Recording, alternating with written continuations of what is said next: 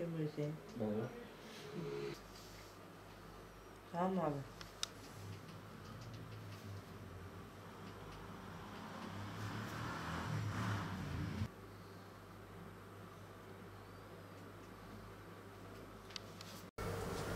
Biz 28 Şubat mağduruyuz abi. Biz mağduriyetlerin mağduriyetini yaşamışız. Bizim hak ve özgürlüklerimiz elimizden alınmış. Ben 7 yaşındayken babam cezaevine girdi. Camide Kur'an dersi veriyordu. Yani insanları hakka davet ediyordu. Bundan dolayı cezaevine girdi. Cezaevine atan insanlara hiçbir suç, hiçbir suçlamayı babam kabul etmediği halde kendisine ağırlaştırılmış müebbet veriliyor. Bir insan bir suçu kabul etmediği sürece sen o suçu o insana nasıl yükleyebilirsin abi? Yani biz mağduruz. Dediğim gibi tekrardan söylüyorum. Annem ben 7 yaşındayken cezaevine girdi. Babam cezaevine girdi. Ondan sonra biz annemle birlikte, annemin sağlık durumu çok iyiydi. Annem bizimle ilgileniyordu. Cezaevine gidiyordu. Ben hatırlıyorum mesela annem cezaevine giderdi. Şu çok küçüktü abi. Daha yeni doğmuştu. Bu cezaevine girdiğinde babam cezaevine girdiğinde Alican daha annemin karnındaydı.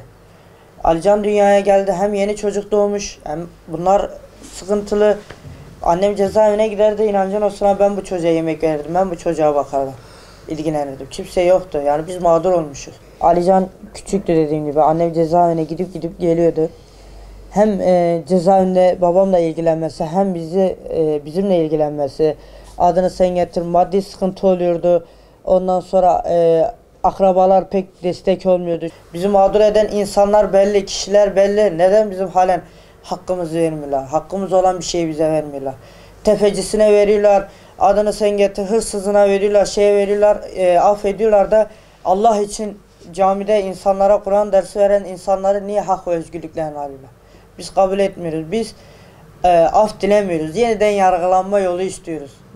Biz kimseden af dilenmeyiz. Biz sadece Allah'tan af dileniriz. Kullardan af dilenmeyiz. Ama bize yeniden yargılama yolu açarlarsa kendileri de görür ki bu insanların hiçbir suçu yok. Bu insanların asılsız yere üstlerine suç yükleyip cezaevine attılar. Günlerce işkence ettiler. Yani biz bunu kabul etmiyoruz. Biz yeniden yargılanma yolu istiyoruz. Bu FETÖ denen illetin uşakları, adamları, polisleri, hakimleri, savcıları kalkıp babama asılsız iftiralar atıp babamı ağırlaştırmış müebbete hapsetmesi. Ondan sonra annem zaten müebbeti aldıktan sonra annem daha çok yıkıldı. Daha çok yıprandı. Bu sefer kalp hastalığı ondan yükseltti. Kalp hastalığı çıktı. Kalp hastalığından sonra tansiyon da çıktı onda. Sonra biz bir ara annem gene kötüleniyordu ama tansiyonu yok, bir şey yok. Ondan sonra bir baktık hastaneye götürdük. Astım çıkmış. Astım da bakımsız astım, rutubesiz evde olacaksın. Adını sen getir abi. Yani bakılman gerekiyor. Anneme de biz kirada oturuyorduk. Ev sahibi evimizle ilgilenmiyordu. Annemin astımı daha çok ilerledi. Koa oldu. Koadan sonra annemin vücudu su toplamaya başladı. Su toplamaktan sonra abi annem yani en son kalp krizi geçirip öldü yani. Kaldıramadı. Bu ağrı, bu yükü kaldıramadı. Bu mağduriyeti kaldıramadı. Biz mağduruz. Yani kardeşlerim sıkıntılı. Kardeşimin ele kırılmış. Her şeye ben koşmaya çalışıyorum. Babamın yeniden çıkmasını istiyorum. Babam haksız yere cezaevinde yatıyor. Allah da biliyor, biz de biliyoruz. Biz bugün olmazsa, bu dünyada olmazsa Allah'ın izniyle biz mahkeme-i kübrada hakkımızı söke söke alacağız. İnsanların adaleti şaşar ama Allah'ın izniyle Allah'ın adaleti hiçbir zaman şaşmaz. Her zaman adaleti tecelli edecektir. Biz yeniden yargılanma yolu istiyoruz. Bu FETÖ denen illetin pisliğini, sıkıntısını hep biz çekiyoruz. Bizi alıyorlardı, babamgil yani alıyorlardı, işkencelere katıyorlardı ama babamgil hiçbir suçu kabul etmemesine rağmen siz bu insana nasıl ağırlaştırılmış müebbet verirsiniz ya? Adam hiçbir suçu kabul etmemiş, hiçbir delilin yok. Delil olmadığı halde sen bu insanı nasıl cezaevine atabilirsin?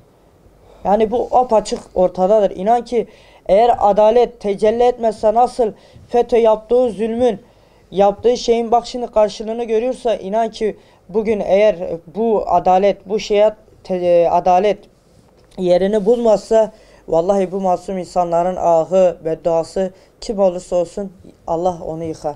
Annem öldükten sonra biz 4 erkek, 4 kardeşiz. 4 yıldır annem ölmüş. Biz zorluklar çekiyoruz. Başımızda babamız yok. Anne de yok. Bakan eden de yok. Yani biz zor durumdayız. Kendi kendimizi çevirmeye çalışıyoruz. Nereye kadar böyle?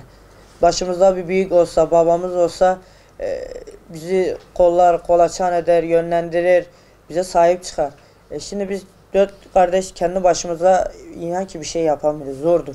Ama biz yargı yolu istiyoruz. Yargı yolu çıkarsa Allah'ın izniyle bu insanların içeride masum, bu kadar yıl asılsız yere, suçsuz yere içeride yattıkları görülecektir. Yani yeter artık, görün.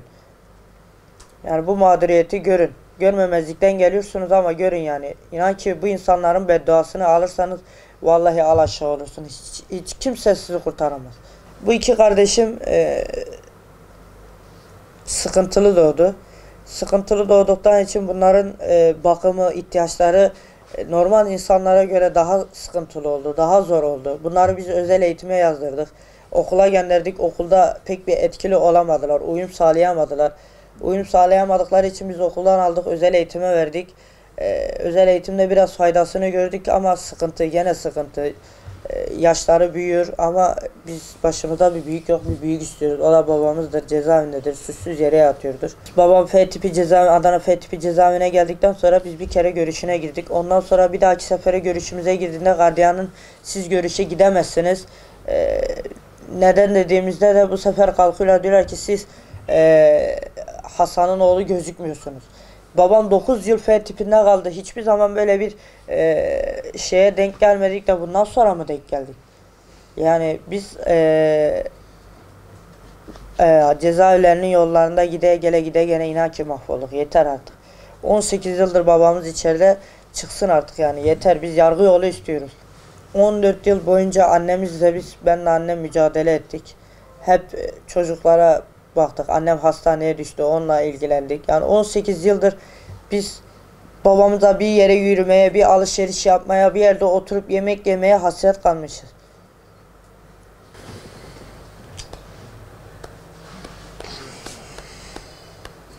Kaç sene babamı görmedik. Daha 4 yaşındaydım. Biz adalet istiyoruz.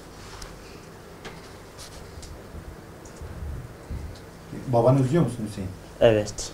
Çok özlüyorum. Çıkmasını çok istiyorum. Olurdu. Çok istiyorum yanımda olmasını. Bize ilgilenmesini. Sarılmasını ona. Elim kırılmış görüyorsunuz. Yani şu an babam yanımda olsaydı ilgilenirdi, bakardı. Yani bu nerede bu yani adalet, o kadar diyorlar adalet, sizin adaletiniz bu kadar mı yani? Yani babam hemen annem yok, babam yok yani olsa yani onlar ilgilenirdi, ederdi. Yani bakardı. Yani yeter artık ya şu şeyi görün yeter artık o gözünüzü açın ya. Yani artık yeter yani. Biz adalet istiyoruz yani. Mağduruz. Yani babamız yok, kimsemiz yok, bakanımız yok. Bir babamız yok. Bir babamız var. Ya yeter artık ya.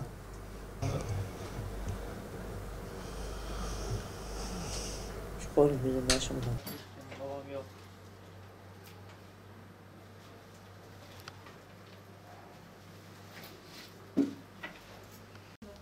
Ben de şey yap.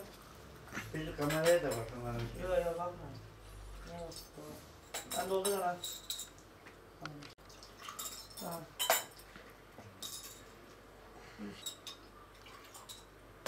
Ondan sonra çadırınızı önünüze alın. Niye az katıyor? Mesela değil mi az katıyor? Altı.